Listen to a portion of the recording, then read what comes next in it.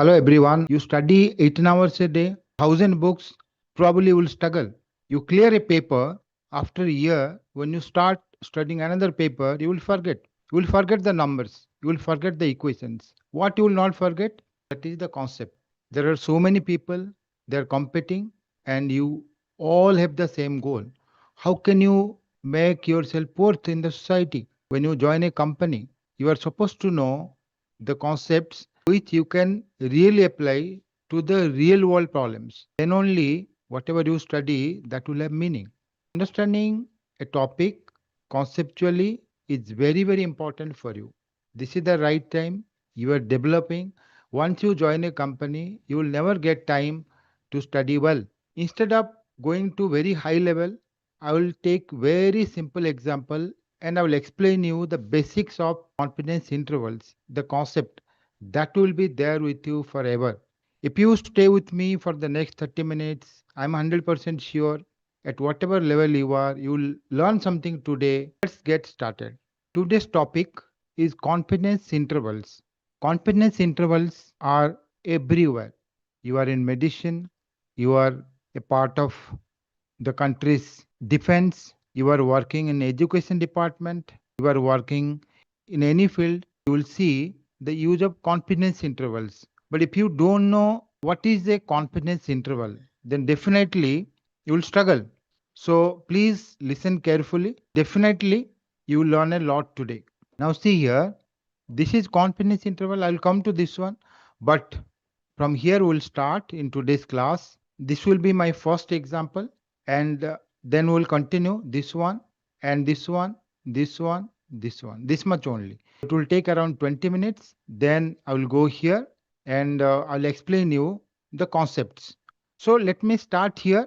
If you see this diagram, this guy went to a school and he wanted to know something about the school. We'll start with the height here. So he wanted to say something regarding this school. So what he did is he called everyone, he gave one chocolate to everyone and said, "You guys, please come to me. I just want to take your heights because I want to say something." Now the question is, without any information, this guy has no information.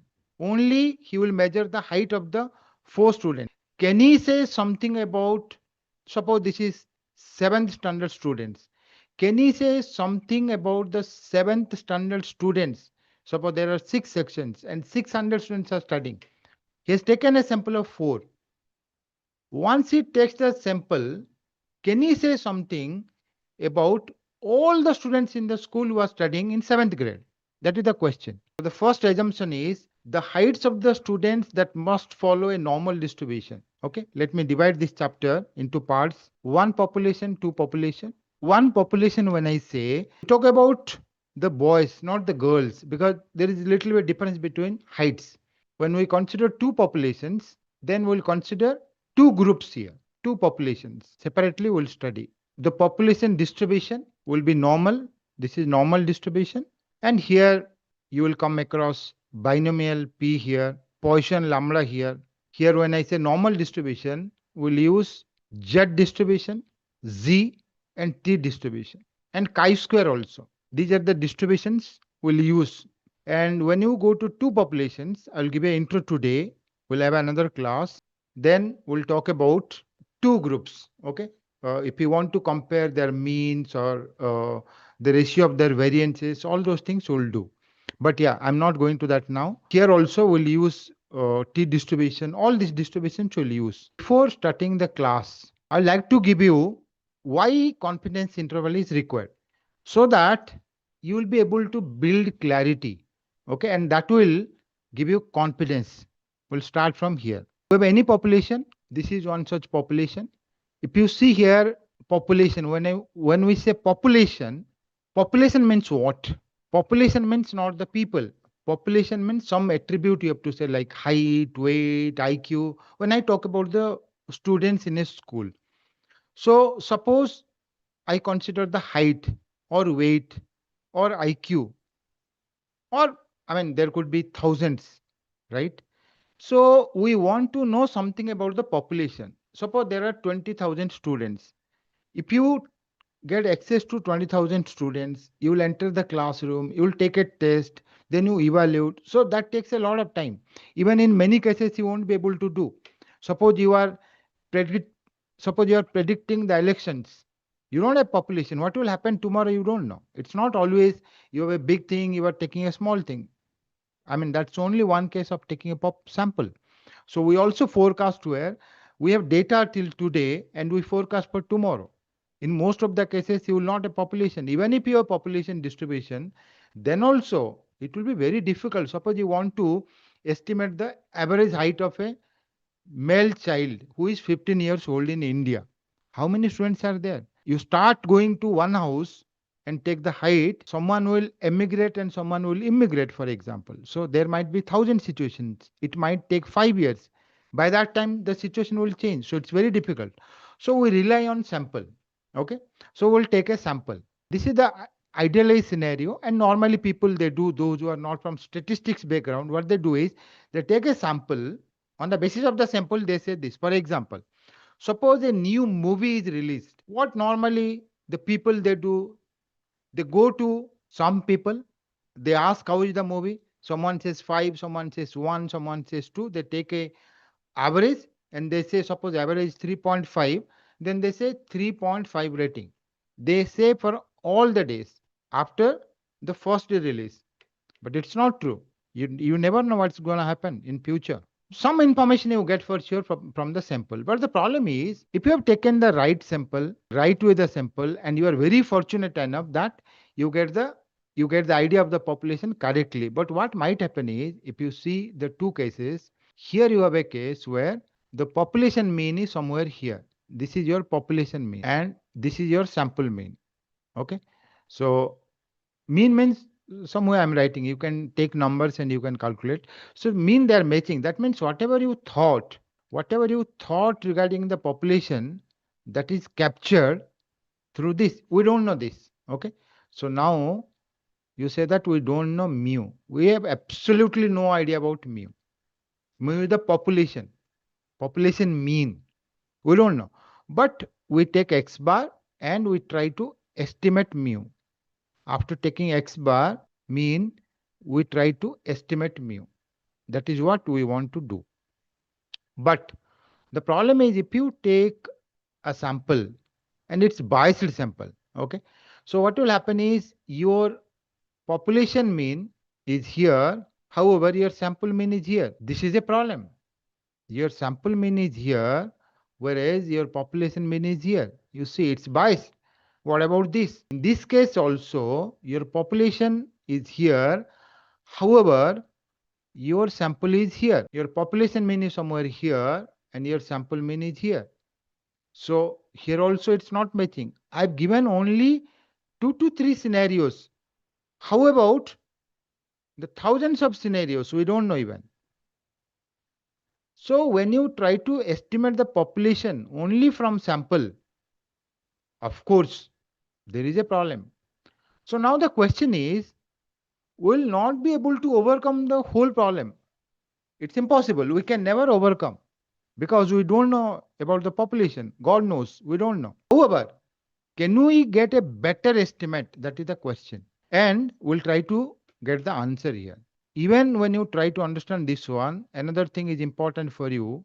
We take a sample from the population and we find the confidence interval. Okay, that's the anyway we'll do. What is that you need to understand here? When we talk about confidence interval, that is also required. So both things I will explain here. So now let's concentrate on this. So given a population, you take a sample and then you find a confidence interval. We'll do that. We'll come back here. However, before this also, you need something that I want to explain. You have a sample from a population, okay? Or suppose this is my sample from this population. I've taken a sample. So normally what we do is we have access to this population, this sample. We have access to this sample.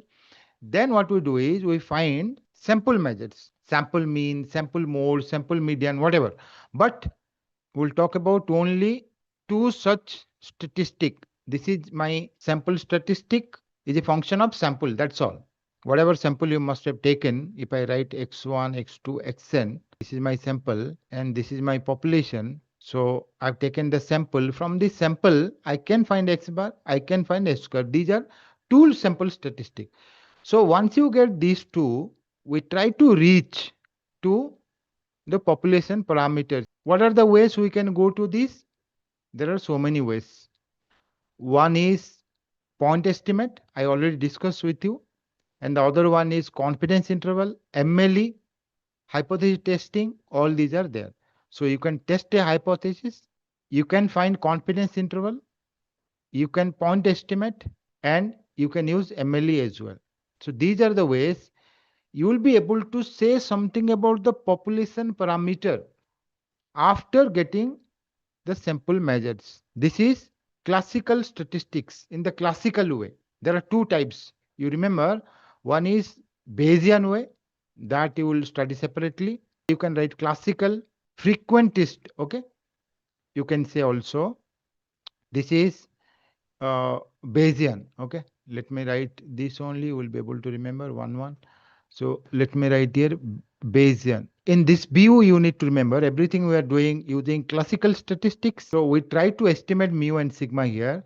So why we say classical again? This is very important. Why I introduce this one? Because here, what we say about mu? We say mu is a constant, first of all. In Bayesian, mu is not a constant. Here, mu, sigma square, these are not constant. Okay, mu is not constant. So not a constant. Here mu is a constant. It's fixed. Constant in the sense it's fixed. It can't be changed. Mu is fixed. Okay. But it's unknown. We don't know about mu, but it's fixed. But in Bayesian, it's not fixed. It's a random variable. It has a prior distribution. It has a posterior distribution. Okay. We are not going to that now. So mu and sigma square, they are fixed unknowns. Okay. We'll try to estimate those. Again, this we'll use in today's class. Now, let me come back to this one. These are the not only two, okay, but we'll focus on these two. If you want to know the general form of this is a function of sample, and the sample notation we say x underbar here. This is sample, this is population. So because these are functions of sample, this is a function of sample, and this is also a function of sample. So in general, we can write for all sample statistic, it's a function of sample. We have taken two functions of sample. And for population parameter like this, let me connect here. Population parameter, here my sample statistic. These are sample statistic. Okay.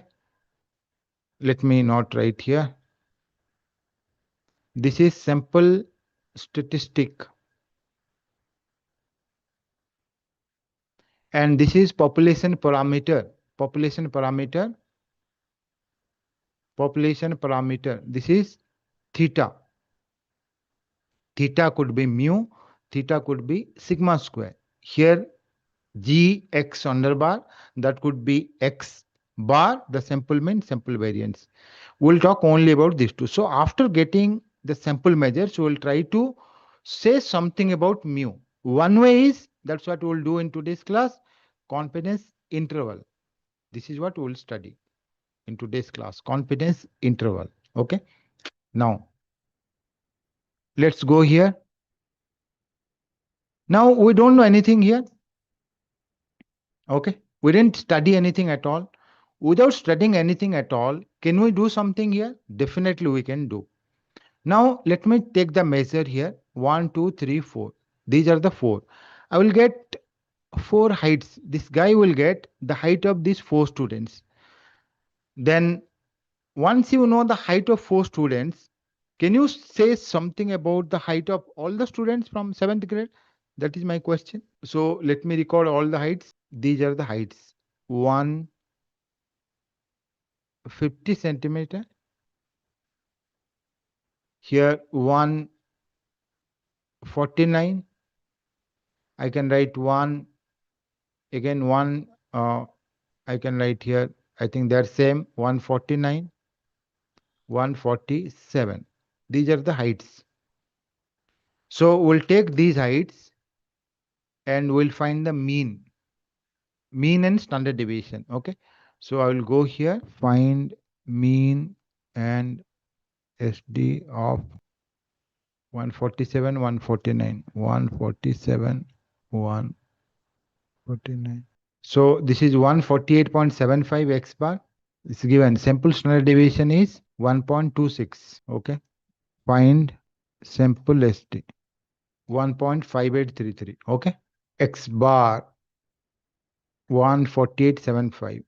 So from these two, we want to know something about mu. Something about mu. So if you want to know something about mu from these two measures, because this is what this guy can take. So to know this one, again, I'll take you to this. I'll write x bar minus mu divided by s divided by square root of n. That will follow t distribution with n minus 1 degrees of freedom. I already taught this one. You can go to my previous videos. I will give you the link. However, even if you didn't study, I will explain a bit in today's class as well. So this follows t distribution. Okay, tn minus 1. Now, when we talk about 95% confidence interval, I will explain you this one now. But yeah, you see what is a confidence interval first of all. That will help you. Probability that 95%, again, it is symmetrical confidence interval. Both sides I will keep equal. So I have to find some way these two. Suppose this is A, we'll solve this. This is B. Then we say that mu will belong to AB with 95% confidence. So I'll explain you what is the meaning of this 95% confidence.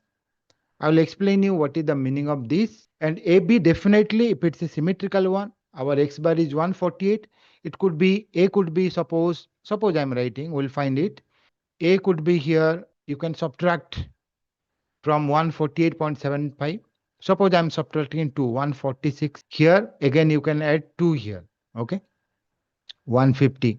I mean, it's wrong. 150.75, 146, whatever. I mean, you can just remember this way. 140, it's symmetrical. It's not like this. Just remember this way, 146 to 150. We're giving a range. Instead of giving one estimate, point estimate, we're giving a range. Now, to go here, remember what I said? There is a problem here. There was the problem because it's biased. So what you can do is, instead of saying 1 with this sample, you can now specify one confidence interval. So what will happen is it will contain, instead of giving one estimate, what if you give a confidence interval? Now see, this contains mu. So x bar didn't contain mu, but this contains mu now. If this is your confidence interval A to B, now this contains mu. Now my confidence interval contains mu. We'll try to understand what is the meaning. This contains mu. Okay, because we have an interval. If someone says, I'll come to you tomorrow at 10:30 a.m., of course, it's a point estimate. Mostly you will fail. He or she will fail. However, if someone says, I will come to you tomorrow between 10:30 to 10:40, so there is an interval. There is a greater chance, right? So here it's an interval. So this interval contains mu or not, that's what we'll check now. Instead of checking a point, we'll check whether this interval contains mu or not. Okay, how about this? We'll take an interval AB and we'll see whether this interval contains this confidence interval. What is the confidence? I'll go to that. First of all, interval, then confidence. So whether this interval contains mu or not. Mu is fixed. We don't know mu. It contains or not. That's what we'll see. When we study confidence intervals, we take one sample. Remember, we take only one sample and we find the mean. And we are very fortunate enough that we have central limit theorem. We'll use central limit theorem. Central limit theorem gives the approximately distributed value, it's like this. So area, this it will continue minus infinity up to infinity. It will continue. So what will happen if you consider this side area? This side is 2.5%. I'm talking about symmetrical confidence interval. Both sides 2.5%. Here also 2.5%. The middle part is 95%. What is 95% of 1? Total area is 1. So this will be 95. This will be 2.5. This will be 2.5. If you check your table, you will get 1.9 minus 1.96, 1.96. Okay, these two you will get from the table. Let me not write these now. Okay, these are not required. So if you consider 1.96, I've just written 1 point, and here 1.96. This middle part, that will contain 95%, 95% of the whole area. Now that one we can write 95%.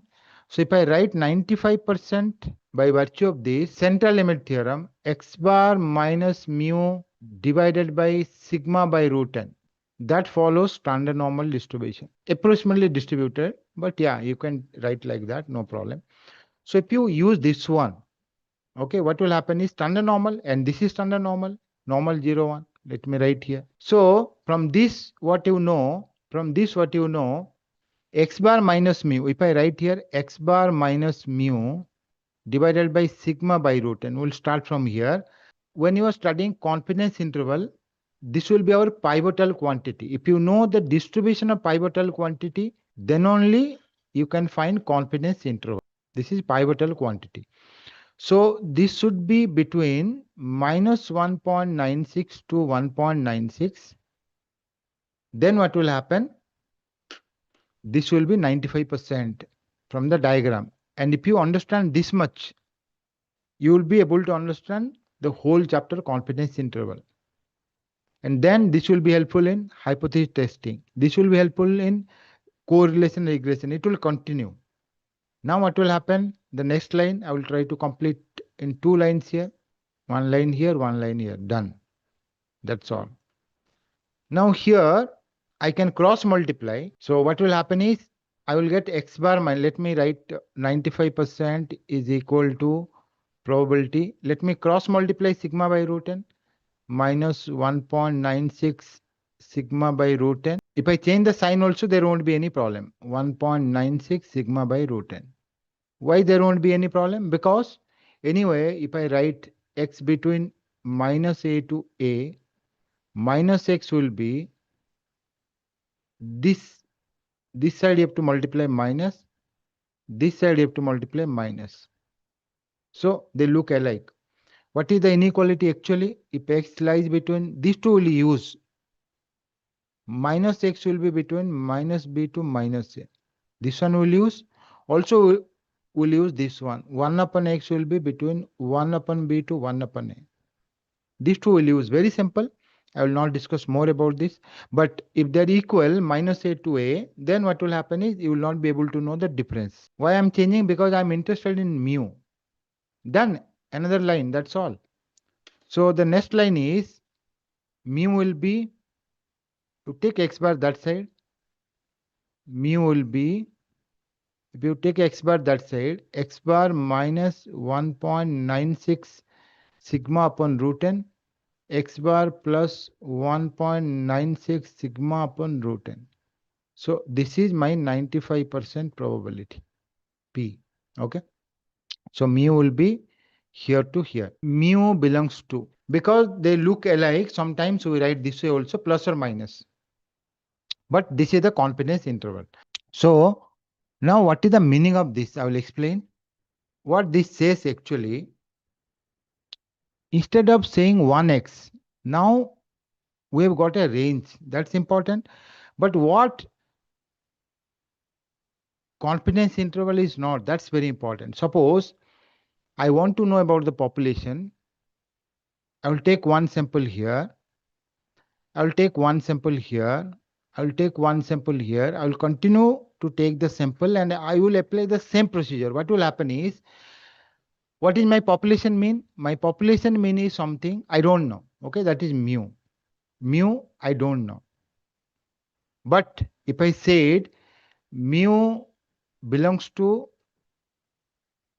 suppose I write 146 to 150 with 95% confidence. What is the meaning of this? Mu belongs to this with 95% confidence. What is the meaning of this? The meaning is it's not the probability, because mu is a constant. Either it will be here or not here. That is why I'm unable to say what is mu. Suppose I write mu here. Suppose this is my mu. I don't know what is mu. Mu is something I don't know. But it will be here with 95% confidence. That means what? That's what we'll try to discuss. We don't know mu. Okay. Suppose I fix me. I say, suppose we know 148, then it's here now. If I write 158, it's not here. So what is the meaning of 95% confidence? Either it will be here or it will not be here. That's what you need to follow. So mu, I don't know. I can't write anything now. Mu is something we don't know. We have no idea. But what we are saying is, if you find a confidence interval here, you go on doing that. Then 95% of these, I mean, if you do it for, suppose example, 5 times, okay? 1 in 5. 1 in 5 or 1 in 10. 1 in 10 means it's 10%. 5% means 5% means 5 in 100. So 100 divided by 5, 20. If you find 20 such intervals, okay? This is one interval, this is one interval, this is one interval. Let me write this interval here. This one, it contains mu. Let me write this interval here. Suppose like this. This contains mu. Suppose I will write this interval here. This contains mu. How about this? Similarly, I will find another interval, confidence interval, that might be here. And I will find another confidence interval that might be here. So what I want to say with this is, out of all these intervals, let me write 2 numbers here. Let me write 2 numbers here. Let me write 2 numbers here. Let me write 2 numbers here. And these are 2 numbers. So what will happen is, if this is my mu, you check how many intervals contain mu. So what we are saying means, if you take 20 sample, we don't take 20 sample. Okay, practically we take 1 sample and we are saying, but if you take 20 sample, 1 interval will go outside. So what is the meaning of this? 146, 150, 95% confidence. That means, what is constant here? What is variable here? Constant is mu. Mu is a constant we don't know. We can say it's 148, 149, 152. But what we are saying is, mu is something. If you find those confidence intervals, 95% of these confidence intervals will contain. If you find 100 sample, if you take 100 sample, whatever way you solve this problem, if you try to solve the problem, if you try to find the confidence interval in the similar way, same sample you take, 100, suppose. You apply the same procedure. Repeatedly you do it. 95% of those intervals will contain your true parameter, and 5 times it will not be able to contain your true parameter. That's all. The true parameter is fixed. That will not change. So either it's here or it's not here. We don't know anything about this. But we are saying 95% of the intervals, if you find 100, will contain this parameter. Okay. In the long run, what will happen if you find infinite such samples and you find confidence interval? Long run proportion is 95%. Anyway, so what are the ones we will complete today? X bar minus mu divided by sigma square root of n, that will follow normal distribution. And then x bar minus mu divided by s by root n. Okay, because you don't know s, that follows Tn minus 1. So I discussed already this. Okay, these are pivotal quantities we'll take. And I already mentioned you, The population must be normal. Population normal, that also you have to know. What is the meaning of population is normal? These are the pivotal quantity. Here only I can write population here, normal distribution. Okay. Population normal. Here population distribution normal. Normal distribution. The assumption you need to remember. So if populations follow normal distribution and sigma is not available. What is the meaning of sigma is available? What is the meaning of sigma is not available? That also will know. Now here sigma is not available. When it will be available? If this guy goes to the school principal or the management and the management gives some information, because what is the meaning of sigma here? Sigma is the standard deviation of all the students who are studying in 7th standard. All the students, not only these 4. So that's not available to this guy now. So you have to use this only. So directly let me write confidence interval here A and B. What are A and B? Because it will take time to find. So how can you find? Let me erase and do it. So T value you have to know. T here 4 means 3. So I'll write T3 here. Mu will be T3 divided by this one x bar minus mu divided by S divided by square root of n. That will be equal to 95% here. So I'll take 2.5% and 2.5% here. So what are the numbers I will write so that 95% will be here. So T distribution you have to see, and this follows T distribution with n minus 1 degrees of freedom. N is 4 here. So n is 4 here, let me write. So this will follow T distribution with 3 degree of freedom. So that these two values you have to get from the table. We'll do that. So you write A and B, and then you cross multiply. Then you change the sign.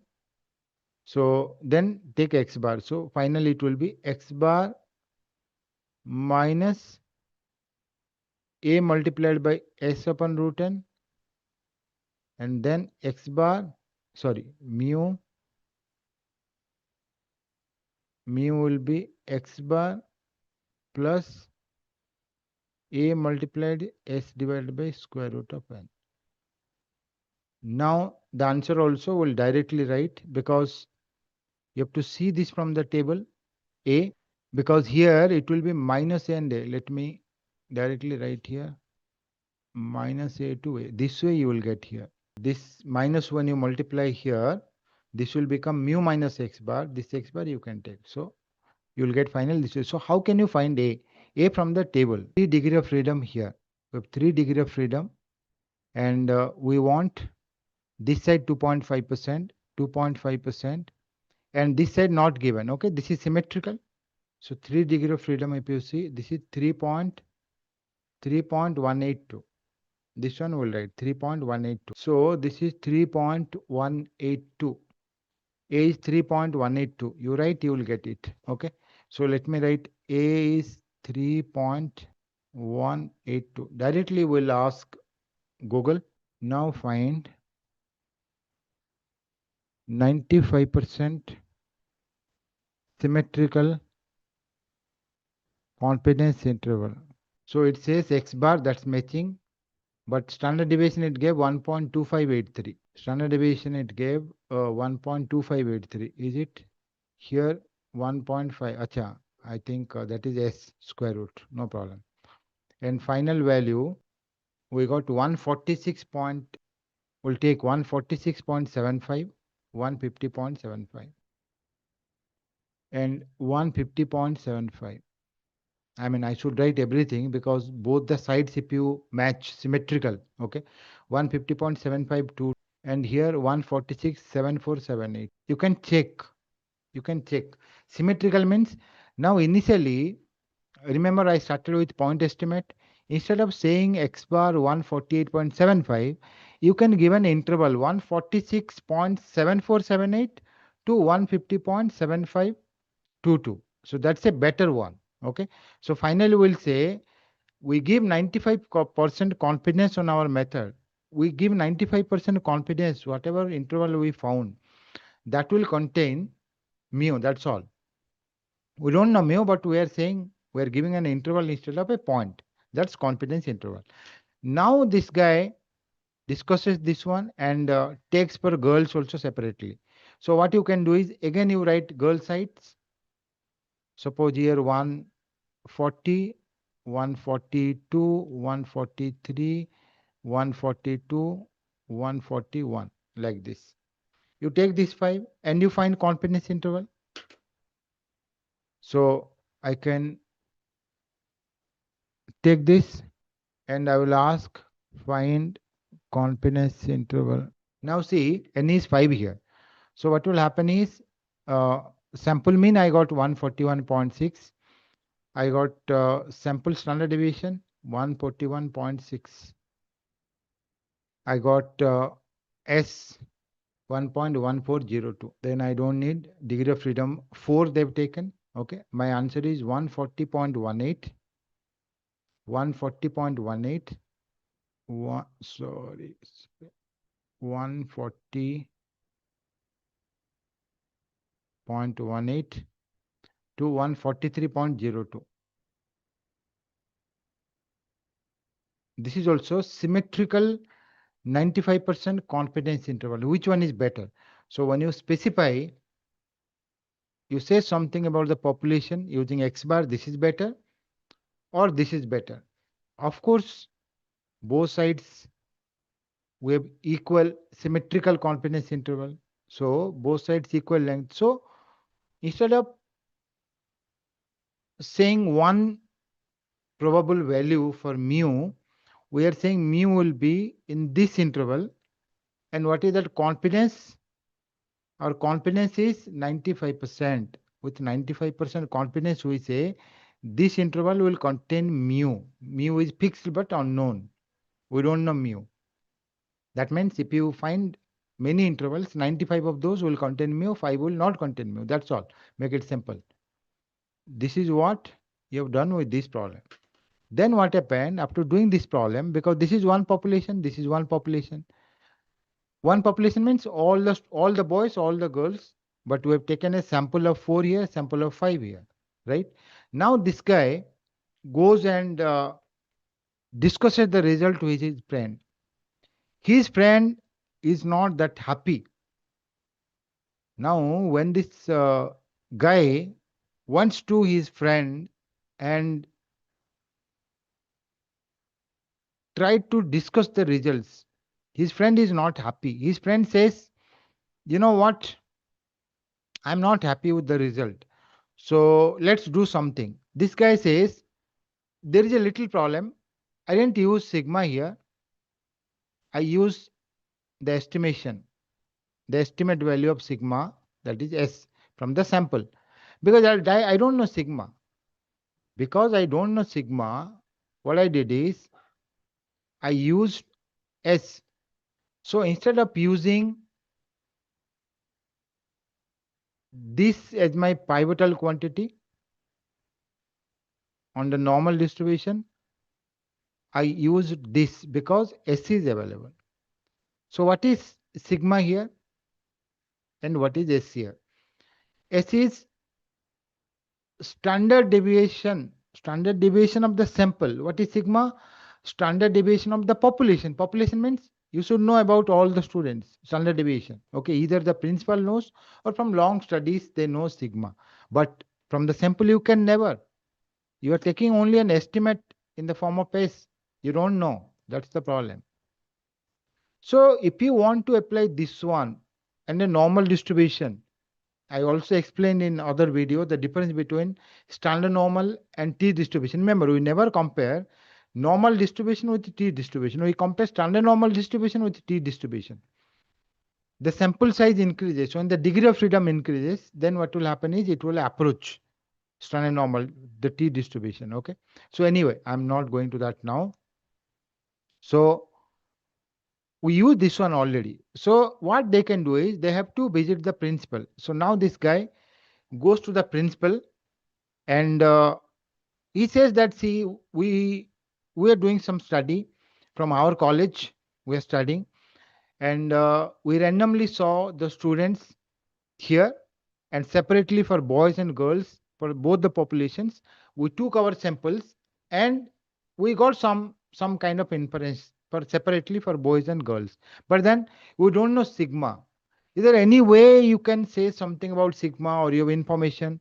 The principal says yes, I have the information about sigma. So now principal says sigma here. Principal says the population that follow normal distribution, that's anyway that's there, that's an assumption. Normal distribution means the heights, they're almost same, there is a little variation. That's how your 68% observation will be around a central value. Here sigma is known. So what will happen, principal will give the value of sigma to this guy. Principal says the sigma is 1.1. That means what? The standard deviation of all the students, all the 7th standard students. Okay, that is 1.1. Now, what you can do is with this value, you can recalculate boys and girls separately. Okay, suppose I'll go to the boys case. Now, knowing sigma here, my sigma square will be, let me write here sigma square. Now that I know sigma 1.1, that means sigma square 1.21. Here S square 1.58. There is a difference. So once again we'll apply with this formula. We'll try to do now the first formula. So this S I will replace by sigma. This S I will replace by sigma. This S I will replace by sigma. Then I will recalculate. So what is sigma here? Sigma is, I will start with sigma. This is sigma. This is sigma. This is sigma. Now we'll go to Google and ask. Okay, because you need to find this value. That's all. Put everything, find the value. For the boys, we'll find. For the first problem, where I gave 4 sample. Now I know sigma as well. Sigma is equal to 1.1.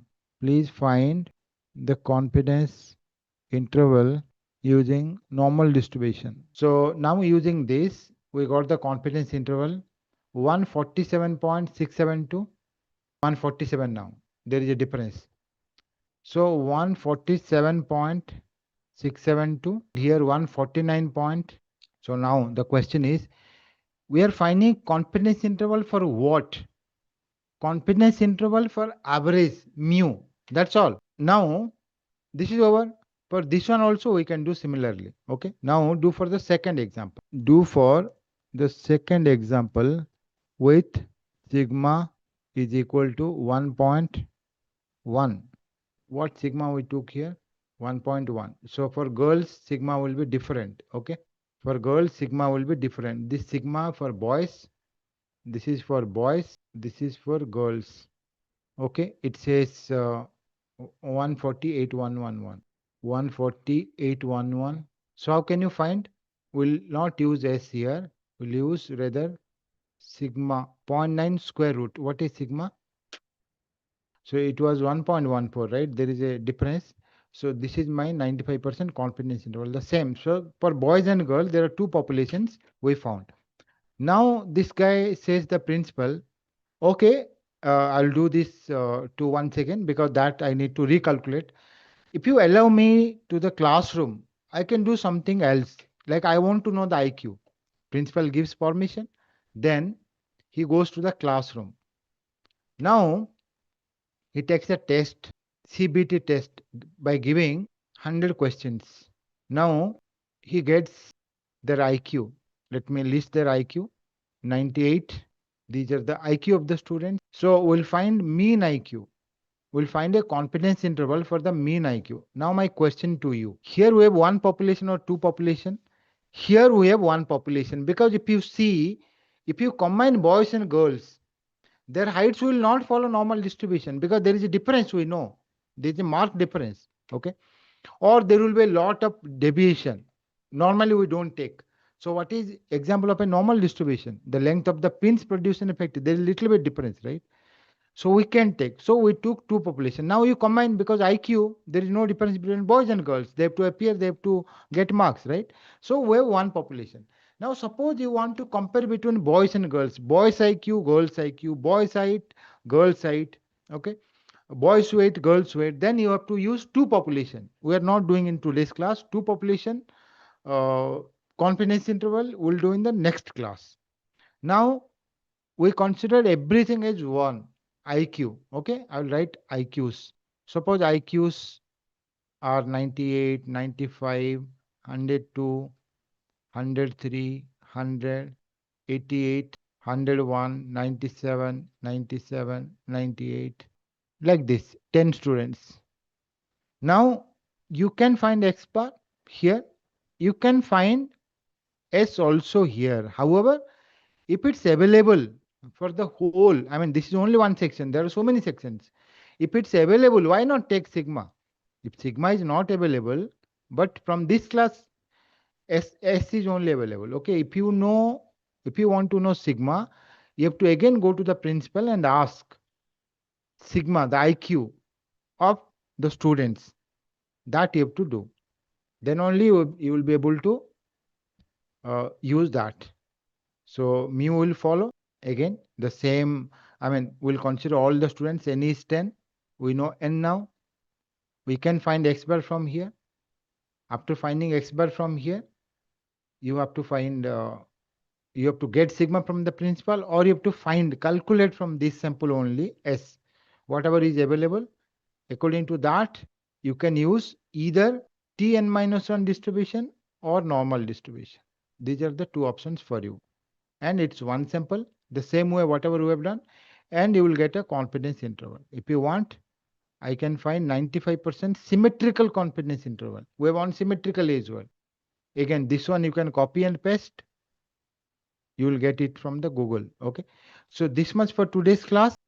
This is one class. We'll have another class as well.